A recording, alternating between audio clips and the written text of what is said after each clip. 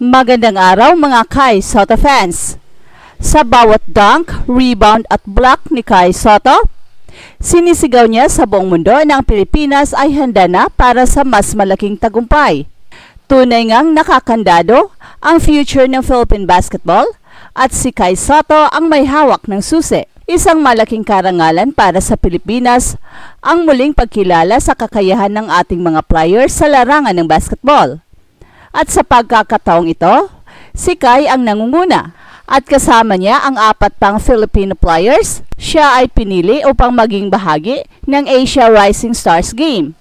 Isang event na naglalayong ipakita ang talento ng mga pinakamahusay na batang players mula sa Asia at Pacific region. At bukod kay Kai Sotto, napabilang din sina Kefir Ravenna ng Yokohama B. Crusaders, Ray Parks ng Osaka Evesa, AJ Edo ng Nagasaki Velka at Matthew Wright ng Kawasaki Brave Thunders. Ang pagsama-sama ng 5 Pinoy players sa prestigious roster na ito ay nagpapakita ng patuloy na pag-angat ng talento ng mga Pinoy sa pandaigdigang basketball scene. Ngunit ang atensyon ay nakatuon kay Kai Sotto, hindi lamang dahil sa kanyang tangkad na 7'3", kundi pati na rin sa kanyang kakayahan bilang isang leader at game changer sa court. Mula sa kanyang pagsisimula sa Ateneo Blue Eaglets hanggang sa kanyang international stint sa Australia, NBA G-League at sa ngayon sa Japan B-League, si Kai ay nagiging simbolo ng pangarap ng bawat batang Pinoy na magtagumpay sa larangan ng basketball. Sa kasalukuyan, siya ay naglalaro para sa Koshigaya Alpha sa Japan, kung saan patuloy niyang pinapamalas ang kanyang husay bilang sentro. Sa Asia Rising Stars Game, inaasahang magiging dominante si Kai, hindi lamang sa depensa kundi pati na rin sa opensa. Sa kanyang abilidad na makakuha ng rebounds, mag-block ng tira at magpasa sa kanyang mga kakampi, si Kai ay isa sa mga manlalarong kayang baguhin ang daloy ng laro. At dagdag pa rito ang kanyang karanasan sa iba't ibang international league ay nagbibigay sa kanya ng kaalaman at kumpiyansa na makipagsabayan sa pinakamagagaling na manlalaro sa Asia. Ang pagkakaroon ng 5 Filipino players sa roster ay isang malaking tagumpay para sa basketball sa Pilipinas. Sina Kefir Ravenna, Ray Parks, AJ Edo at Matthew Wright ay pawang mga veterano sa international stage. Ang kanilang kasanayan at dedikasyon ay isang inspirasyon para sa mga bagong henerasyon ng mga players. Si AJ Edo, na kilala rin bilang Twin Tower ni Kai, ay magdadala ng lakas at depensa sa frontcourt. Samantalang si Ray Parks ay kilala sa kanyang shooting at pagiging versatile guard forward, habang sina Kefir Ravenna at Matthew Wright ay siyang magbibigay ng leadership at scoring punch para sa koponan. Ang kanilang presensya ay isang patunay na ang Pilipinas ay isa sa mga powerhouse sa Asia pagdating sa basketball. Well, hindi magiging madali ang laban para kay Kai at sa kanyang mga kasamahan. Kabilang sa roster ng Rising Stars ang ilan sa mga pinakamahuhusay na players mula sa Asia tulad ni Sancho ng China at Michael O ng Chiba Jets, pati na rin si Muhammad Albasar Gadiaga ng Chinese Taipei. At bukod pa rito, ang mga Japanese locals tulad ni Ren Kanichika ng Chiba Jets at Allen Hachimura ng Ganma Crane Thunders ay siguradong magdadala ng matinding competition. Ang presensya ng dating NBA player na si Yuta Watanabe, na kilala sa kanyang husay sa 3-point shooting, ay isa pang malaking hamon. Gayunpaman, ang kombinasyon ng laki, bilis at disiplina ni Kai Sotto at iba pang Pinoy players ay siyang nagbibigay ng malaking pag-asa para sa kanilang koponan. Well, hindi may kakaila na si Kai ay isa sa mga pinakamalaking pangalan ngayon sa Philippine basketball. Sa kanyang murang edad, siya ay nagiging mukha ng pag-asa at tagumpay para sa Pilipinas. Ang kanyang presensya sa Asia Rising Stars Game ay hindi lamang simbolo ng kanyang personal na tagumpay, kundi pati na rin ng tagumpay ng buong bansa.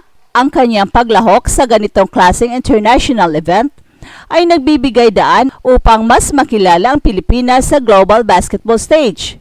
Bukod pa dito, ito rin ay isang pagkakataon upang ipakita na ang Pinas ay hindi lamang merong talento sa larangan ng basketball, kundi pati na rin ang dedikasyon na maabot ang pinakamataas na antas ng competition. Ang Asia Rising Stars Game 2024 ay isa na namang milestone sa karera ni Kai at sa kasaysayan ng Philippine basketball. Ang kanyang paglahok kasama ang iba pang Pinoy players ay isang patunay na ang Pilipinas ay patuloy na umaangat bilang isang basketball nation. Sa kabila ng matitinding hamon mula sa iba't ibang Asian countries, nananatiling malakas ang loob ng ating mga manlalaro at si Kai ang nagsisilbing inspirasyon at leader ng bagong henerasyon ng basketball sa bansa. Muling mapapabilang si Dwight Ramos bilang kapitan ng Asia All-Stars sa nalalapit na Asia Rising Star Game sa 2025 B-League All-Star Weekend sa Funabashi, Japan. Ang desisyon na muling ipagkatiwala kay Dwight Ramos ang liderato ng koponan ay patunay ng kanyang dedikasyon bilang isa sa pinakamapagkatiwalaang manlalaro ng Gilas Pilipinas.